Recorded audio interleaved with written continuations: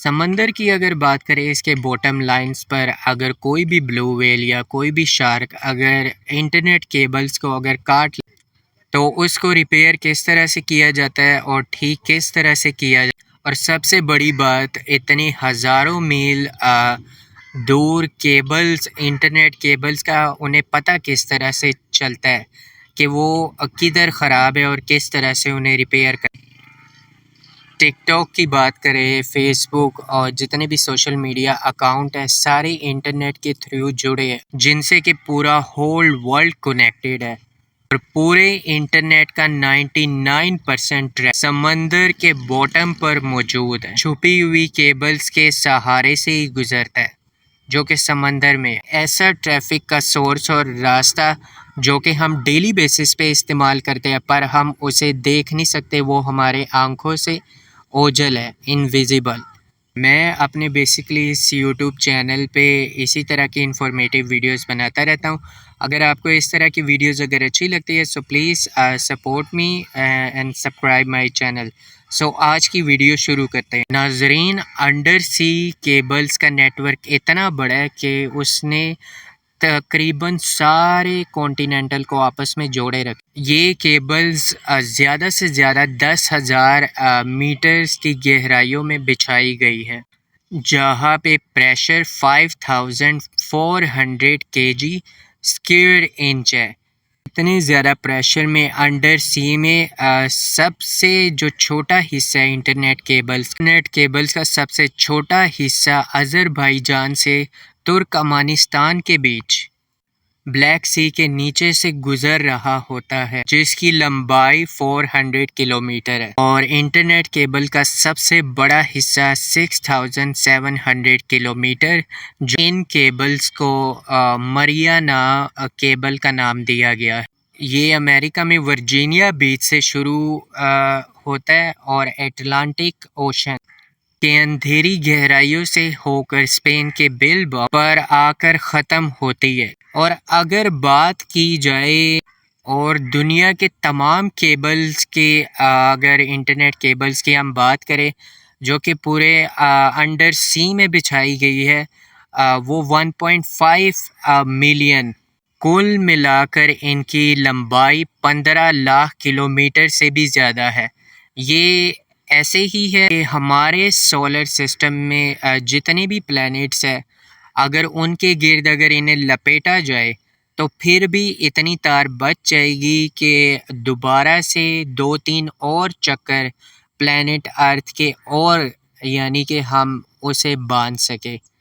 इतनी ज़्यादा यानी अमाउंट है इन इंटरनेट केबल की। अब ज़ाहिर है इतनी लंबी केबल समंदर में लगाना कोई इतनी आसान बात तो नहीं है ना। सिर्फ 1 किलोमीटर सबमरीन केबल को अंडर सी लगाने के लिए तकरीबन 30 मिलियन यूएस खर्च होते हैं। ये काम कोई इतना ज़्यादा आसान नहीं होता है, और किस तरह से किया जाता है मैं आपको आगे। तो आखिर इतना सब कुछ करने की आखिर क्या ज़रूरत पड़ी?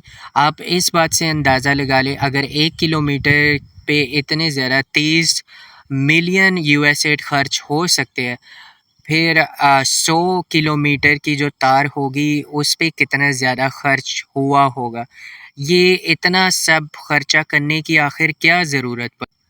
सैटेलाइट्स की मदद से पूरी दुनिया को वायरलेसली कनेक्ट किया जा सकता था, पर असल में अगर देखा जाए पूरी दुनिया में 495 सबमरीन केबल्स मौजूद हैं। हर एक केबल 4000 टेराबाइट्स का डाटा झेल सकता, वो भी सिर्फ 1 सेकंड में। इसको यूँ समझ लें कि एक केबल पर 10 करोड़ लोग 4K मूवी देख सकते हैं। और इसी तरह से पूरे वर्ल्ड में 493 केबल।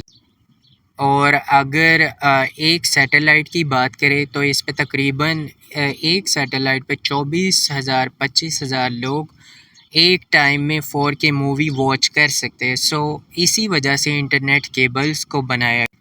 अब होगा ये, लोगों की डिमांड्स पूरी करने के लिए ज़्यादा से ज़्यादा सैटेलाइट इंस्टॉल करनी पड़ेंगी, जिसकी वजह से ख़र्चा भी बहुत ज़्यादा हो।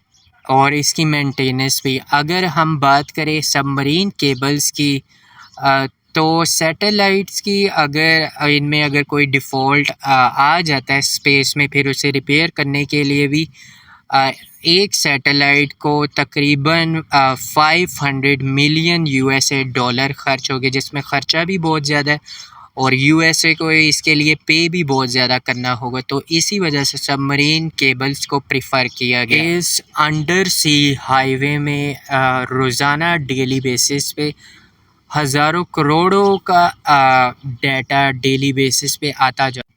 अगर इन केबल्स की बात करें, दिखने में ये येलो और ब्लैक होस पाइप जितनी है।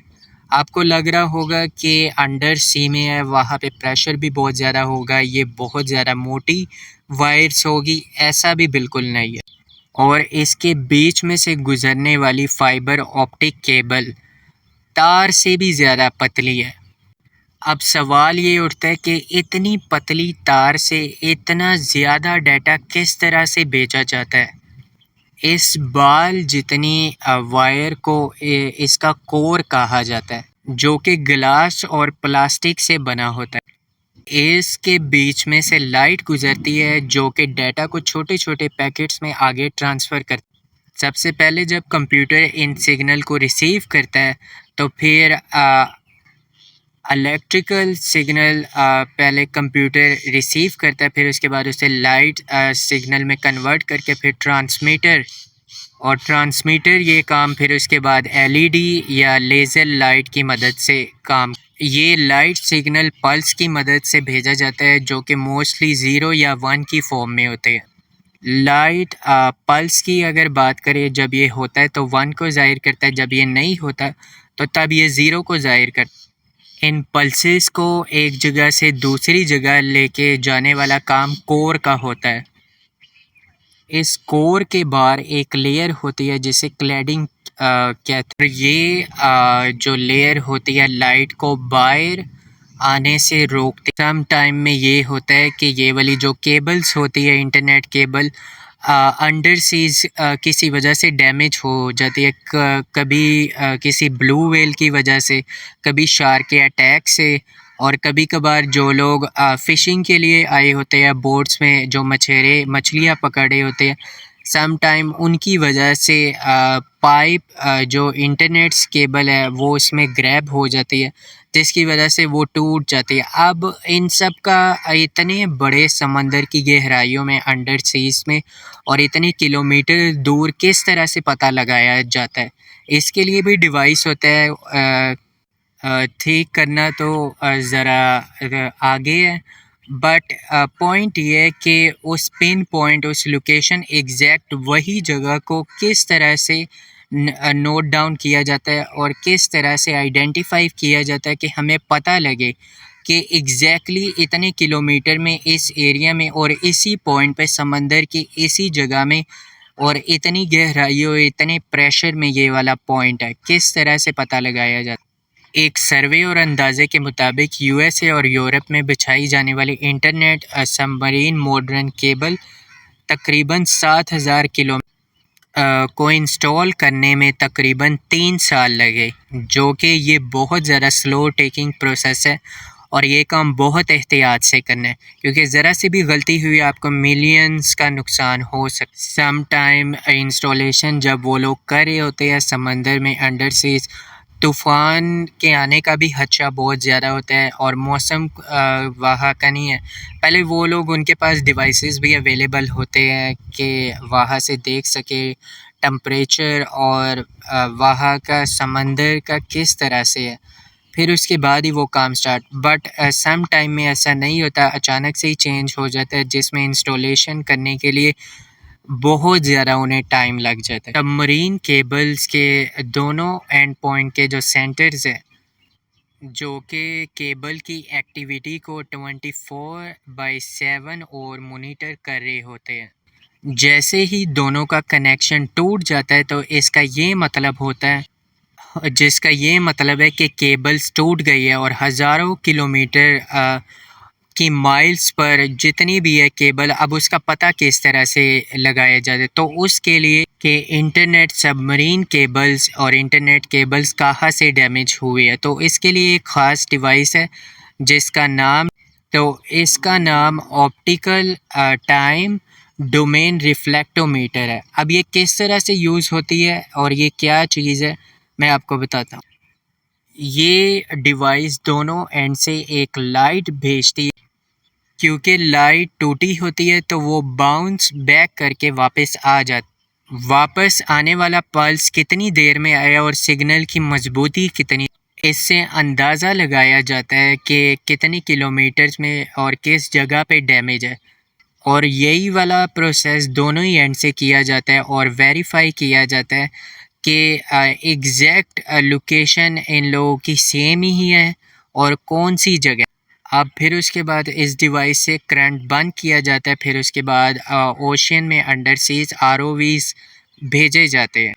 अब ये सवाल है कि आरओवीज के आरओवीज बेसिकली एक डिवाइस है रोबोटिक जो कि मेजर करती है अंडर सी में इंटरनेट सबमरीन केबल्स को कि कहाँ पे मसला है और क्यों काम नहीं कर रही। जब वेरीफाई हो जाती है फिर उसके बाद इन्हें बाहर निकाला जाता है, इन केबल्स को फिर रिपेयर किया जाता है। तो ये बहुत ज़्यादा टाइम टेकिंग। तो बाद में जो इस केबल वायर का जो हिस्सा टूटा होता है फिर उसके बाद इस सारे प्रोसेस को स्प्लाइसिंग कहते हैं। तो फिर जोड़ दिया जाता है, डैमेज रिपेयर हो जाता है। फिर उसके बाद आपके घरों में इंटरनेट केबल की सप्लाई और टीवीज़ इजीली आप देख सकते हैं।